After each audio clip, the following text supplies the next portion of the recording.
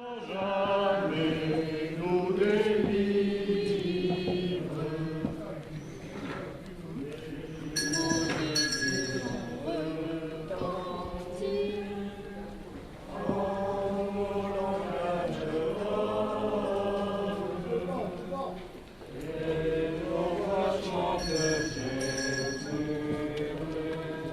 Je m'appelle Bernard Blanc-Montmailleur, ça vous l'avez noté. J'ai maintenant, alors je vous parle, 69 ans depuis 3 jours. Et j'ai recréé la confrérie des pénitents noirs de Carpentras en 1990 avec un de mes amis. Car, voilà ce qui s'est passé, la confrérie, comme la majorité des confréries d'ailleurs, était en sommeil, voire éteinte, depuis la fin du XIXe siècle. Et notamment au moment de la séparation de l'Église et de l'État, où il y a eu la spoliation, une deuxième spoliation des biens religieux, si je puis dire. Et cette confrérie était donc morte. Dans les années 90, il y avait, alors je reprends, il y avait une chapelle des pénitents noirs, qui existe toujours, qui appartenait au diocèse, qui avait été vendue dans les années 60 à un menuisier qui avait fait son atelier. Elle était désaffectée, et le menuisier en avait fait son atelier. Bien, puis le menuisier a voulu déménager et s'installer ailleurs dans Carpentras, et il a mis la chapelle en vente. Alors, avec un de mes amis qui habitait, qui est mort malheureusement maintenant, mais qui habitait un petit peu plus loin, nous avons décidé, gaillardement et de façon un petit peu irraisonnée, de racheter cette chapelle. Bien. Le vendeur en voulait un prix exorbitant, nous n'avions pas évidemment le premier sou, mais pour racheter la chapelle, il fallait qu'il y ait une structure, et tout naturellement, on a décidé de recréer la confrérie des pénitents noirs, dont le dernier recteur était l'arrière-grand-père ou arrière-grand-père de mon ami. Bien. Nous avons recréé la confrérie, nous avons recruté pas mal de monde, puis nous avons dit on achète la chapelle. Alors, on n'avait pas le premier sou. Le menuisier était prêt à nous la vendre, ça n'y a aucun problème. Et en définitive, c'est la municipalité qui l'a racheté. Bien. Mais la confrérie était recréée. Moi, j'habitais Paris à l'époque. Je venais à Carpentras en vacances. Et à l'unanimité, moi, ma voix, j'avais été nommé recteur de la confrérie. Donc en 90, j'ai été nommé recteur. Et je me suis empressé de dire aux confrères, écoutez, j'habite Paris, c'est pas de Paris que je vais animer une confrérie de pénitents. C'est pas possible. Alors quand je venais en vacances, on se réunissait, on devisait agréablement, puis ça s'arrêtait là. Ce n'est que dans les années 2000, quand j'ai pris ma retraite, mon ami est revenu me trouver en me disant, bon, maintenant que tu es là, on va redémarrer. Alors, on a recruté à nouveau. Les pénitents du départ, certains étaient morts, étaient partis, ou non plus souhaitaient revenir. Nous avons recruté, et à l'heure qu'il est, nous sommes 14 pénitents.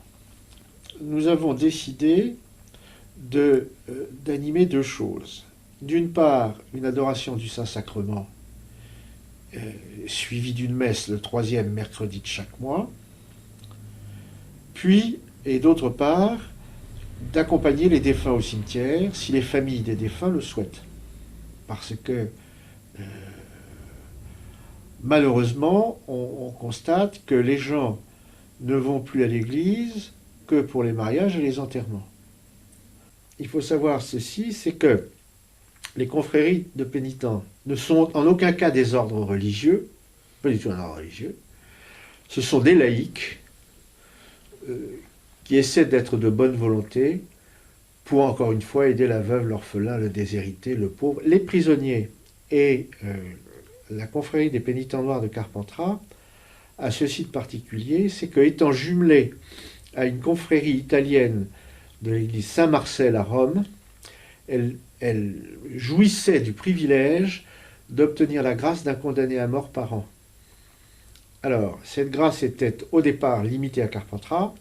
a été étendue ensuite à l'ensemble du Contavenet saint, tout ça au travers de brefs ou de bulles du pape, et c'est le pape Paul V, c'est Clément VIII qui a octroyé le privilège, et c'est le pape Paul V qui l'a élargi à l'ensemble du Contavenet saint, avec la possibilité d'obtenir cette grâce lors de 3 fêtes majeures, Pâques, Pentecôte, Noël. Mais ça ne voulait pas dire qu'on avait 3 graciés dans l'année, on n'en avait qu'un. Et c'était ça l'idée au départ. Ça a continué jusqu'au 19e. Il y a eu 2 coups qui ont freiné énormément les confréries de pénitents. C'est la Révolution. La Révolution, alors là, les confréries de pénitents étaient purement et simplement interdites. Hein. On leur a... elles ont été complètement spoliées. On leur a confisqué tout ce qu'elles avaient, tout le mobilier liturgique, absolument tout a été dispersé. De la confrérie des pénitents noirs de Carpentras, il ne reste que 2 choses. Un autel, qui est l'autel du Saint-Sacrement dans la cathédrale, au-dessus duquel il y a un tableau qui présente un grand Christ en croix. C'est tout ce qui reste de la confrérie des pénitents noirs. Tout le reste a disparu. Au sujet de la cagoule, souvent on se dit, mon Dieu, Ku Klux Klan ou je ne sais quoi. Pas du tout. C'est plutôt l'inverse. Les cagoules de pénitents existent depuis des temps immémoriaux, et c'est le Ku Klux Klan qui s'est inspiré de ça pour faire des cagoules. Alors nous, pourquoi est-ce qu'on a des cagoules? Et on a des tenues simples et un peu longues. Tout ça dans un souci d'anonymat.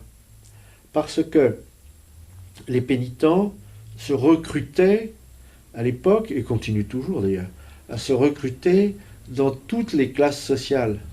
Dans l'idée de tout mettre au même niveau, tous les gens au même niveau, cagoule. Voilà.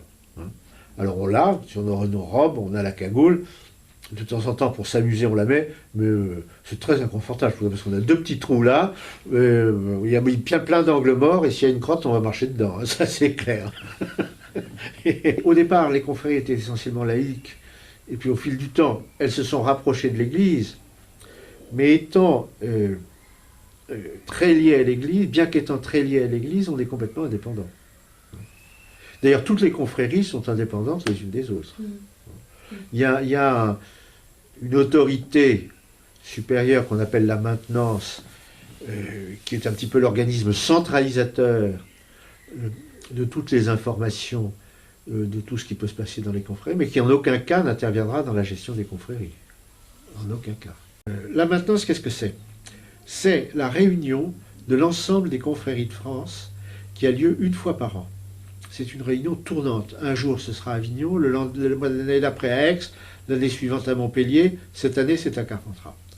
Pourquoi est-ce que j'ai tenu ce que cette réunion ait lieu à Carpentras? Parce que c'est le 500e anniversaire de l'enregistrement de notre confrérie. On en parle en 1317, mais en fait, elle a été constituée vraiment en 1511. Donc, 500e anniversaire. On attend en moyenne 500 confrères, plus les accompagnants, plus les familles, parce que les gens ne viennent jamais seuls. Bon. Alors, ça se passe sur 2 jours. Et là, nous avons une grand-messe pontificale avec toutes les confréries, les accompagnants, les fidèles. Et alors tout ça, on se balade avec des bannières, on chante, on sonne des cloches, enfin, voyez-vous, on se manifeste. Bien, puis à l'issue de cette messe, on fait une photo souvenir sur le parvis de la cathédrale. Puis, on a un déjeuner dans la salle polyvalente de Carpentras, parce que là, il faut un grand truc, avec tous les confrères. Et à l'issue du déjeuner, nous avons le salut du Saint-Sacrement vers 4h30 l'après-midi, salut du Saint-Sacrement, qui aura lieu dans la chapelle de l'Hôtel-Dieu, qui est une très belle chapelle, qui n'est pas désaffectée. Et à l'issue de ce salut du Saint-Sacrement, ben, chacun rentre chez soi, et puis on attend l'année prochaine, pour la prochaine maintenance. Vous voyez? Voilà comment se passe la maintenance. Ça suscite un questionnement chez les gens. Qu'est-ce que c'est que ces individus qui se baladent en noir, auxquels les gens, à la fin des cérémonies au cimetière, disent « Merci mon père d'être venu ». Le nombre de fois on m'a dit « Merci mon père d'être venu ».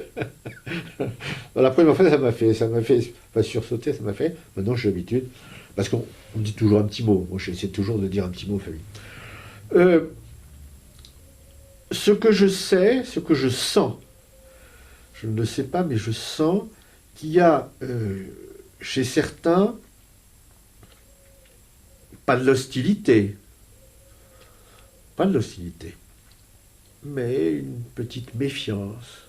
Qu'est-ce que c'est que ces gens-là? Qu'est-ce qu'ils viennent foutre? Notamment, je pense au sein des équipes paroissiales. Alors, je ne veux pas dire qu'on marche sur la plate-bande, mais qu'est-ce qu'on vient faire? Alors, ça, c'est le gros problème. C'est le gros problème. Et c'est pas un problème propre aux pénitentiaires de Carpentras, c'est propre à l'ensemble des confréries de pénitents. C'est l'âge, effectivement. Les pénitents sont des gens âgés. Hein. Moi, ça va de 85 ans pour le plus âgé à peut-être 35 pour le plus jeune. Mais la majorité est quand même âgée. Voilà, voyez-vous. C'est pas un marché porteur. Quand on va voir des jeunes et qu'on leur dit « Voulez-vous devenir pénitent pour accompagner les défunts au cimetière ?» ça ne déclenche pas des torrents d'enthousiasme. Hein, c'est clair, malheureusement. Après tout baigne? Ça devrait aller. Bon. Ça va. Merci. Ben, très bien. Mais écoutez, je suis ravi si j'ai pu vous éclairer un petit peu.